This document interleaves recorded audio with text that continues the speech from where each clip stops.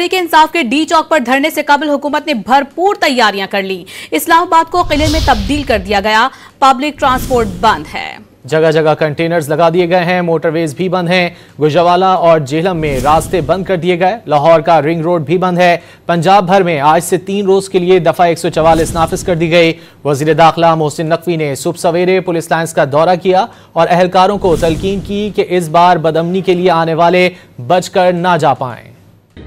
24 नवंबर को पीटीआई की एहतजाज की कॉल पर हुकूमत इन एक्शन हो गई। पंजाब भर में आज से 3 रोज के लिए दफा 144 नाफिज कर दी गई। जलसे जुलूसों, रैलियों और धरनों पर पाबंदी लगा दी गई। 6 मोटरवेज मरम्मती काम के बाइस ताहुक्म सानी बंद हैं। वफाकी वजीर दाखिला मोहसिन नकवी अलसुबह इस्लामाबाद पुलिस फोर्स का हौसला बढ़ाने पुलिस लाइन्स पहुँच गए। वाजे कर दिया कि इस बार इस्लामाबाद में कानून हाथ में लेने वाले किसी शख्स को वापस नहीं जाने देना। जो इस्लामाबाद में वायलेशन करेगा उसको आपने अरेस्ट करना है। तो अपना हेलमेट और पूरा सामान आपने पूरा पहनना है। किसी ने भी किसी किस्म की बेहतियाती नहीं करनी है, क्योंकि आप लोग हमें बहुत अजीज हैं।